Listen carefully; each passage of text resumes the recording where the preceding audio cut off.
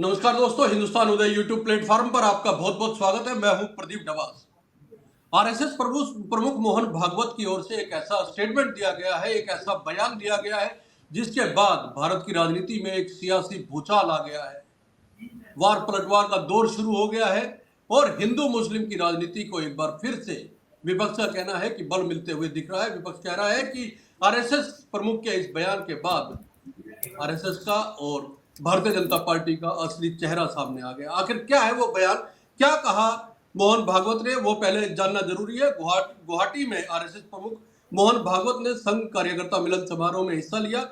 यहाँ उन्होंने मोटे तौर पे जो कुछ कहा वो मैं आपको बता देता हूँ। उन्होंने कहा कि समाज के लिए 5 आवश्यक परिवर्तनों की जरूरत है। इसका मतलब ये है कि पारिवारिक मूल्यबोध, पर्यावरण संरक्षण और स्वदेशी और नागरिक कर्तव्यों पर चर्चा होनी चाहिए। यह एक बात उन्होंने कही। यह महत्वपूर्ण इसलिए नहीं है क्योंकि इसके बाद जो उन्होंने कहा वो ज्यादा महत्वपूर्ण है। और जो चर्चा आज की है, हमारे साथ देश के वरिष्ठ पत्रकार और देश की राजनीति की नब्ज पहचानने वाले प्रेम कुमार जी इस समय मौजूद है और प्रेम जी से चर्चा करेंगे। लेकिन उससे पहले मैं मोहन भागवत का वो स्टेटमेंट आपको पढ़ के सुना देता हूं। मोहन भागवत ने कहा कि समाज के आचरण में परिवर्तन लाने वाली बातें हमें कहनी है।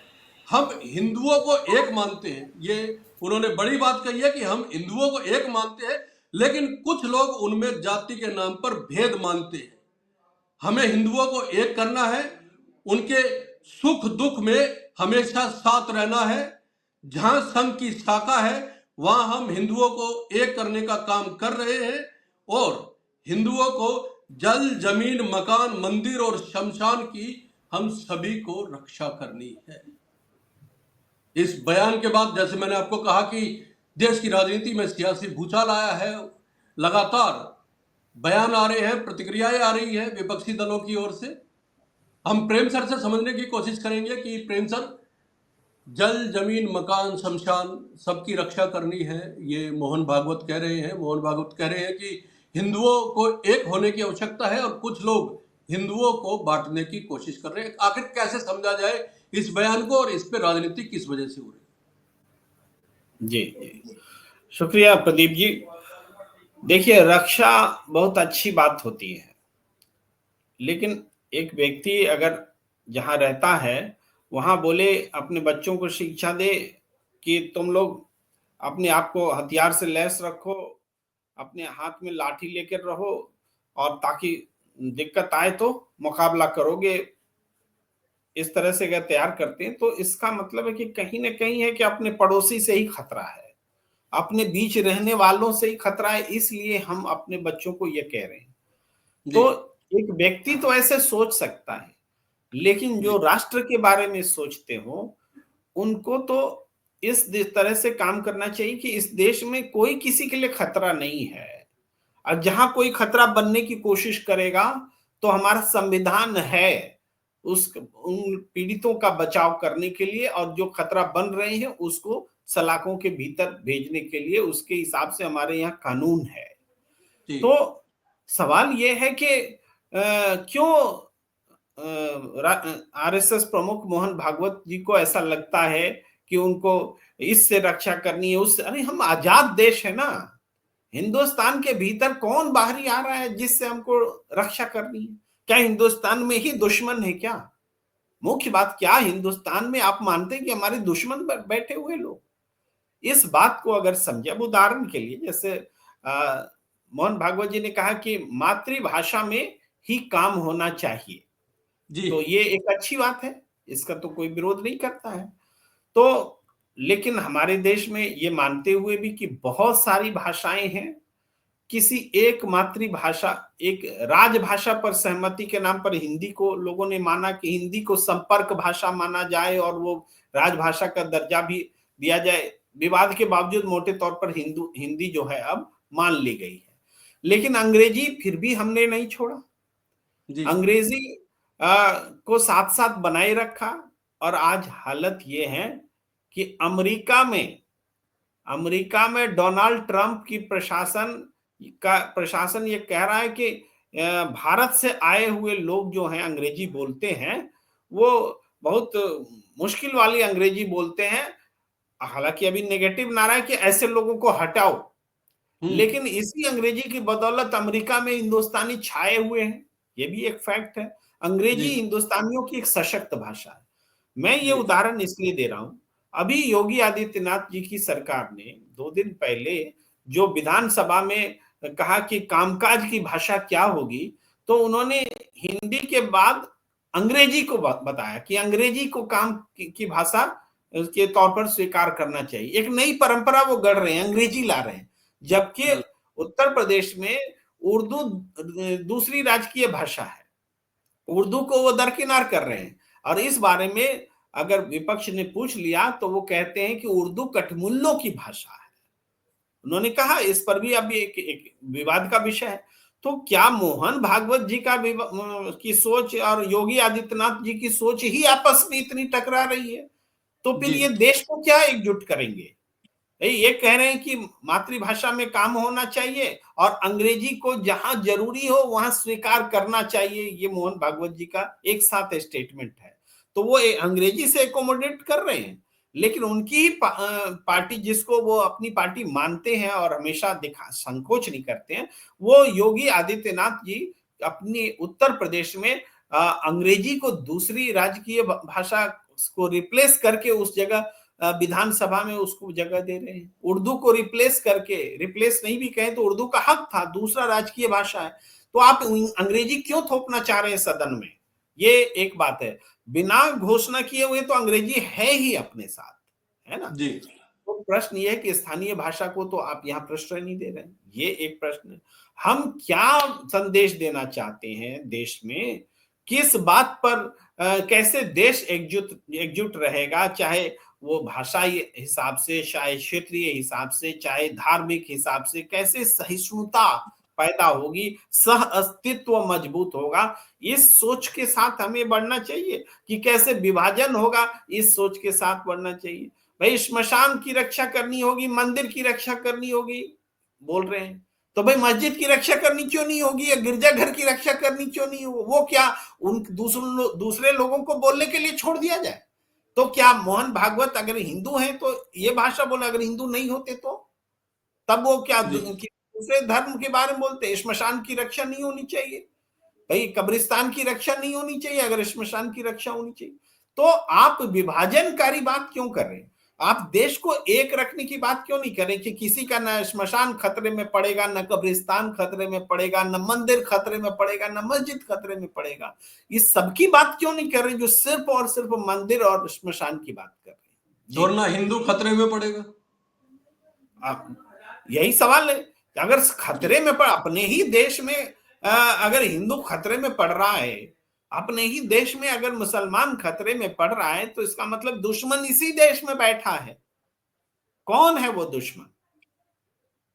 कहीं वो दुश्मन चुनाव तो नहीं है प्रेम सर, वो दुश्मन चुनाव तो नहीं है, क्योंकि जब चुनाव आते हैं तो फिर इस तरह के बयान भी आते हैं, एक है तो सेफ है, बटोगे तो कटोगे, इस तरह के बयान आते हैं और फिर उनको हवा दे दी जाती है। आज विपक्ष का यही कहना है कि जब जब चुनाव आते हैं आरएसएस की और भारतीय जनता पार्टी की यही भाषा हो जाती है कि कुछ लोग हिंदुओं को बांटना चाहते हैं जातियों में, जबकि जाति की बात तो विपक्ष कर ही रहा है लगातार, और जिसकी जितनी हिस्सेदारी उसकी उतनी भागीदारी को लेके विपक्ष लगातार नारे उठाता रहा है। तो क्या अब इन सब चीजों से बचने के लिए सभी हिंदुओं को एक करने की जो ये बयानबाजियां हो रही है, क्या इसको इससे जोड़ के देखा जाए प्रेम सर?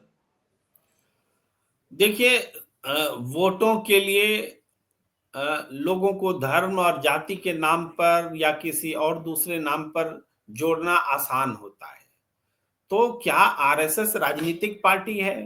क्या आरएसएस चुनाव लड़ता है? क्या मोहन भागवत को एमपी एमएलए बनना है, राज्यसभा में जाना है, उपराष्ट्रपति बनना है, राष्ट्रपति बनना है? क्या करना है मोहन भागवत? मोहन भागवत जी को करना क्या है? वो तो चुनाव नहीं लड़ते, तो क्यों चुनाव के समय में जाकर के कभी कहते हैं कि आरक्षण को की समीक्षा करनी होगी, कभी मंदिर और श्मशान की रक्षा करनी होगी? ये सब बातें चुनाव जहां आने हैं वहीं पर जाकर के क्यों कह रहे हैं? इसका मतलब है कि उनका घोषित एजेंडा कुछ और है और हिडन एजेंडा कुछ और है।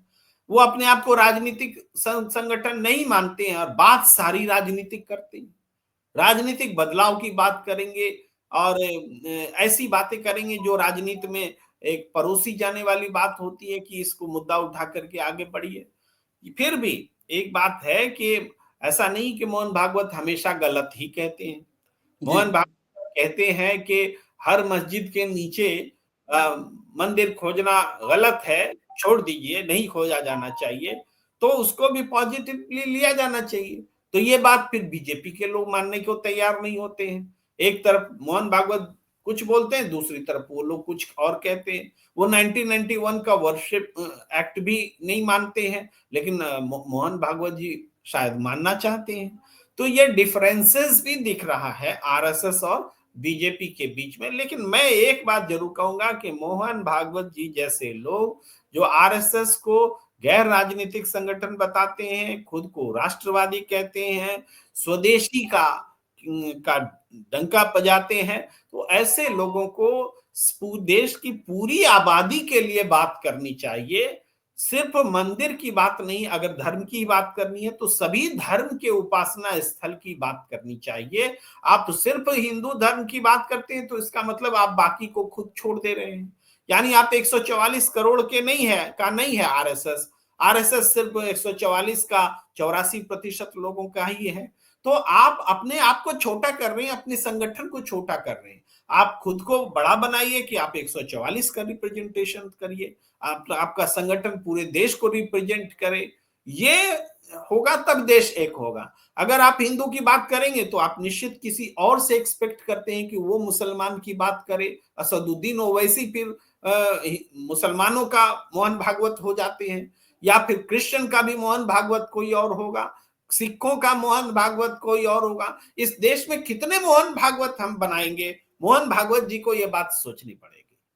अब छोटे छोटे दो सवाल हैं प्रेम सर। नंबर एक, क्या मोहन भागवत इलेक्शन से पहले लाइन ऑफ एजेंडा तय कर देते हैं भारतीय जनता पार्टी के लिए? आपने कहा कि वो राजनीतिक दल नहीं है, वो एमपी एमएलए भी नहीं है, तो वो किस आधार पे इस तरह की बातें करते हैं? ये जाति की और धर्म की और हिंदुत्व की बात वो कैसे करते हैं? क्या वो एक लाइन ऑफ एजेंडा तय कर देते हैं हर इलेक्शन से पहले?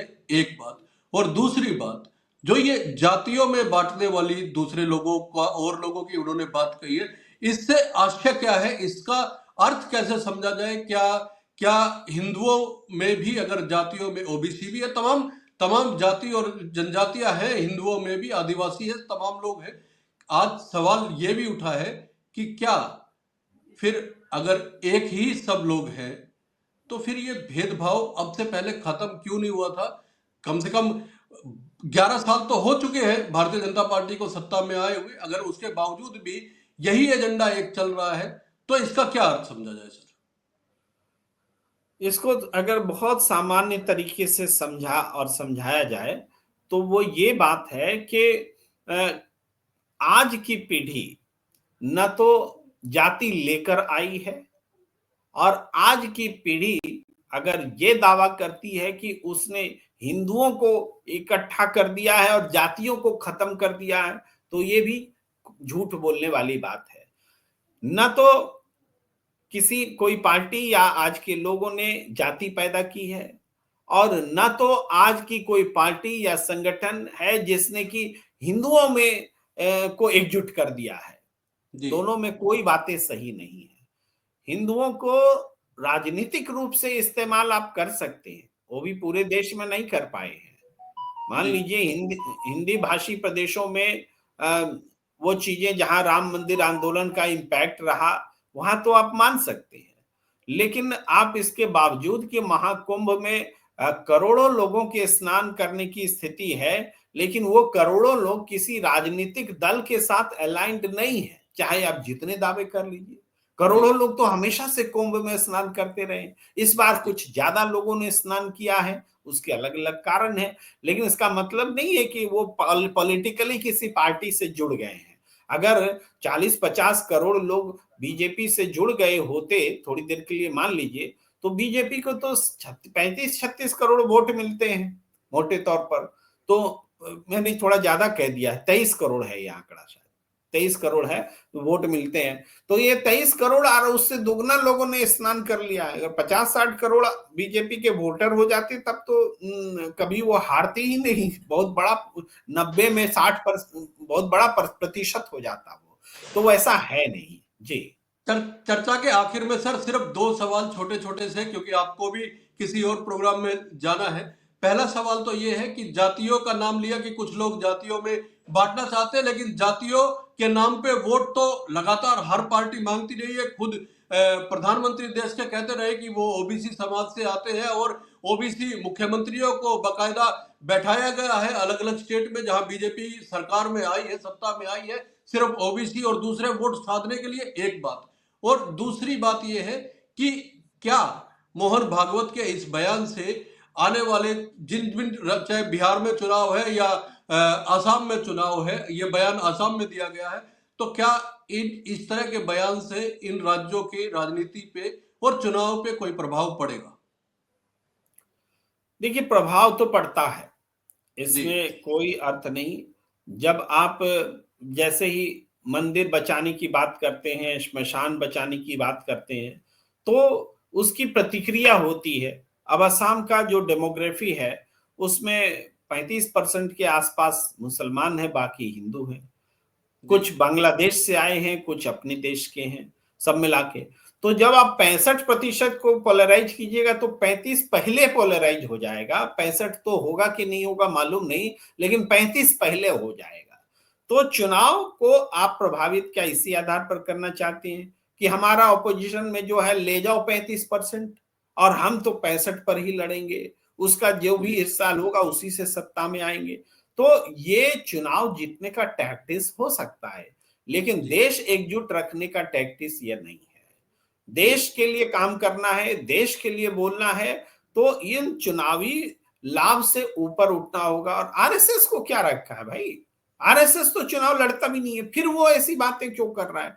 तो इसका मतलब है कि आरएसएस बीजेपी का कहीं ना कहीं सपोर्टिव हैंड है, जो उसको क्लियरली वो बोलना नहीं चाहता है। ये चिंताजनक बात है। आपको राजनीति करनी है तो आप रजिस्टर कर लीजिए आरएसएस को, आ जाइए जी चुनाव के मैदान में, फिर राजनीतिक बातें भी बोलिए और राजनीतिक एकजुटता भी बनाने की कोशिश कीजिए। लेकिन छद्म तरीके से किसी पार्टी को सपोर्ट करना, किसी पार्टी का विरोध करना, ये एक गलत काम है, ये नहीं होना चाहिए।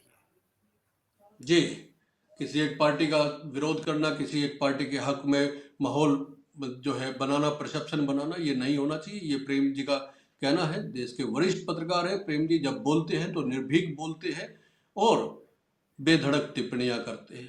उनके विश्लेषण को आप सब लोग जानते हैं, समझते हैं, और प्रेम जी का विश्लेषण आप सब सुनना चाहते हैं। प्रेम जी के इस विश्लेषण पे आपको क्या कहना है, कमेंट करके जरूर बताइएगा। मोहन भागवत की इस टिप्पणी पर आपको क्या कहना है?